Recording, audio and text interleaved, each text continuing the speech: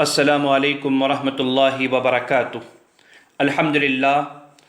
للہ رب العالمین والصلاة والسلام علی سید المرسلین وعلی آلہ واصحابہ اجمعین، اما بعد۔ محترم دوستو، عید الفطر کے لیے اب صرف چند دن باقی رہ گئے ہیں۔ عید الفطر کی مناسبت سے آج کے درس میں صدقہ فطر کے فضائل اور احکام بیان کیے جا رہے ہیں۔ سامعین نظام، صدقہ فطر امت محمدیہ کی خصوصیت ہے۔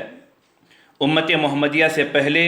کسی بھی امت پر صدقہ فطر فرض نہیں کی گئی تھی۔ مشہور یہ ہے کہ رمضان کے روزوں کی طرح ہجرت کے دوسرے سال عید الفطر سے 2 روز قبل صدقہ فطر فرض ہوا۔ صدقہ فطر ہر وہ مسلمان جس کے پاس اس کے اور اس کے اہل و عیال، بیوی بچوں کے عید کے دن ہونے والے ایکسپنسز، اخراجات سے زیادہ غلہ یا رقم موجود ہو،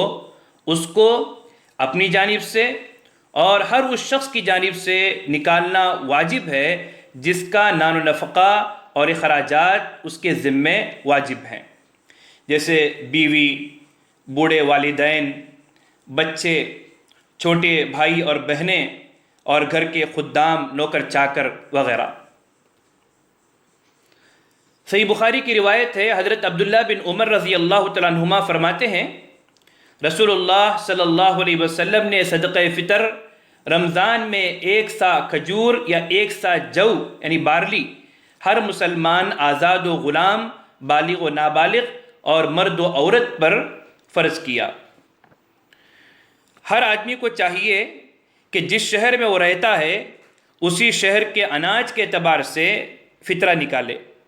اگر وہاں ضرورت مند نہ ہو تو صدقہ فطر دوسرے شہر یا دوسرے علاقے میں منتقل کی جا سکتی ہے۔ صدقہ فطر نکالنے کا وقت: رمضان کا چاند نظر آنے کے بعد رمضان کے پورے مہینے میں کسی بھی وقت صدقہ فطر ادا کرنا جائز ہے، البتہ عید کے دن نماز عید سے قبل فطرہ ادا کرنا سنت ہے۔ صحیح بخاری کی روایت ہے، حضرت عبداللہ بن عمر رضی اللہ تعالیٰ عنہما بیان فرماتے ہیں، رسول اللہ صلی اللہ علیہ وسلم نے لوگوں کو نماز عید کے لیے جانے سے پہلے صدقہ فطر ادا کرنے کا حکم دیا۔ صدقہ فطر کی مقدار: شوافے کے نزدیک ایک آدمی کی طرف سے اپنے علاقے میں کھایا جانے والا عام اور عمدہ اناج 1 سا ادا کرے، خواہ وہ کوئی بھی اناج ہو۔ صحیح بخاری کی روایت ہے، حضرت ابو سعید خدری رضی اللہ تعالیٰ عنہ فرماتے ہیں، ہم رسول اللہ صلی اللہ علیہ وسلم کے زمانے میں عید الفطر کے دن 1 سا اناج نکالتے تھے اور اس وقت ہماری غذا کشمش، پنیر اور کھجور ہوتی تھی۔ اور 1 سا کی موجودہ مقدار کیا ہوتی ہے؟ تو علماء نے لکھا ہے کہ حالیہ اوزان کے اعتبار سے 1 سا 3 لیٹر یعنی تقریباً 2 کلو 400 گرام کا ہوتا ہے، اور راؤنڈ فگر کے اعتبار سے ایک آدمی کی طرف سے اپنے علاقے میں کھایا جانے والا اناج 2.5 کلو بطور صدقہ فطر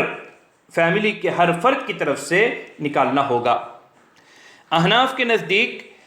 آدمی کو اپنی حیثیت کے اعتبار سے اگر کوئی گیہوں کی قیمت دینے کی صلاحیت رکھتا ہے تو گیہوں دے 1/2 سا، اور اگر جو یعنی بارلی اگر دینا ہے تو بارلی دے 1 سا، کھجور دینا ہے تو کھجور دے 1 سا، اور اگر کشمش اگر وہ دے سکتا ہے تو کشمش دے۔ اسی اعتبار سے بنگلور کے علماء نے اور کرناٹک کے علماء نے صدقہ فطر احناف کے مسلک کے مطابق اگر کوئی گیہوں دیتا ہے تو اس کو 75 روپیز مقرر کیا ہے اس سال، اور اگر کوئی بارلی کے اعتبار سے صدقہ فطر دینا چاہتا ہے تو ایک آدمی کی طرف سے 300 روپے، اور اگر کھجور کے اعتبار سے صدقہ فطر اگر دینا چاہتا ہے تو 825 روپے، اور اگر کشمش کے اعتبار سے صدقہ فطر ادا کرنا چاہتا ہے اپنی حیثیت کے اعتبار سے ایک آدمی کی طرف سے 850 روپے۔ بہتر یہ ہے کہ صدقہ فطر میں اناج دیا جائے، جو اناج اپنے علاقے میں کھایا جاتا ہے یا وہ اناج جو رسول اللہ صلی اللہ علیہ وسلم سے منقول ہے، لیکن علماء نے اس بات کی بھی گنجائش دی ہے کہ کہ اناج کے بجائے قیمت دینا بھی جائز ہے، کیونکہ فقیر اور مسکین کبھی اناج کے مقابلے میں اس کو پیسوں کی زیادہ ضرورت ہوتی ہے تاکہ وہ عید کے دن اپنے بچوں کے لیے کپڑے خرید سکے اور بریانی وغیرہ بنانے کے لیے ضروری دوسرے سامان خریدنے میں اس کے لیے آسانی ہو سکے، اسی طرح گھر کی دوسری ضروریات وہ پوری کر سکے، تو اس کے لیے اگر اناج کے مقابلے میں قیمت دینا اگر اس کے لیے فائدہ مند ہے تو قیمت دینا بھی جائز ہے، لیکن بہتر اناج دینا ہے۔ صدقہ فطر کن لوگوں کو دیا جائے؟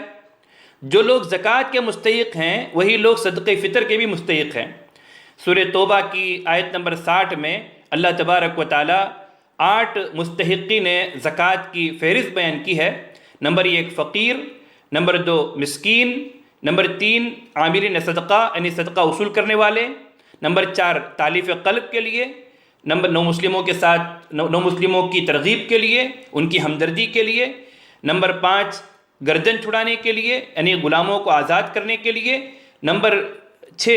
قرض داروں کے لیے یعنی قرض داروں کو قرض کی ادائیگی میں امداد کے لیے، نمبر 7 اللہ کی راہ میں یعنی اللہ فی سبیل اللہ، اور نمبر 8 مسافروں کے لیے۔ اور ان 8 مصارف میں صدقہ فطر کے لیے فقراء اور مساکین کو دینا دیگر اقسام کے مقابلے میں، دیگر مصارف کے مقابلے میں، دیگر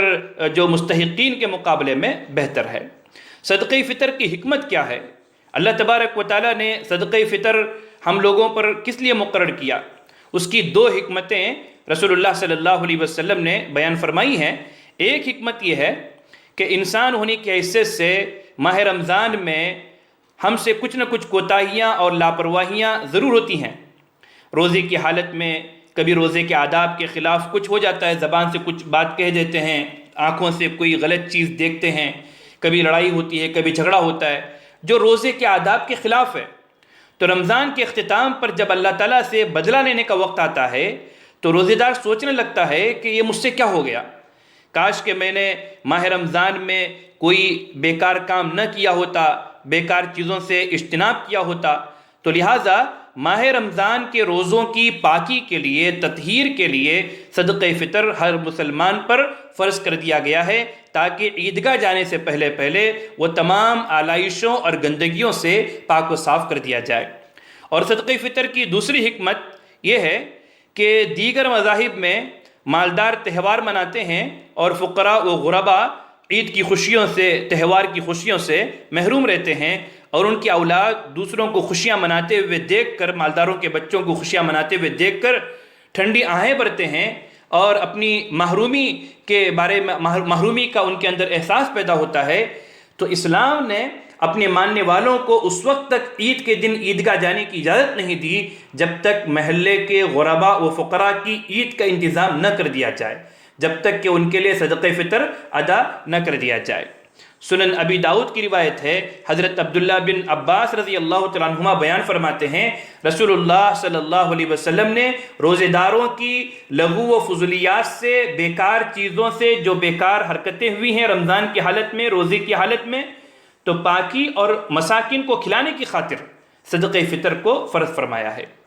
تو اسلام میں غریب کی عید پہلے ہوتی ہے، بعد میں مالداروں کی عید ہوگی، لہٰذا ہمیں چاہیے کہ ہم میں سے ہر ایک اپنی فیملی کی طرف سے، ہر آدمی کی طرف سے صدقہ فطر عید کی نماز کو جانے سے پہلے ادا کر دیں۔ جزاکم اللہ خیرا۔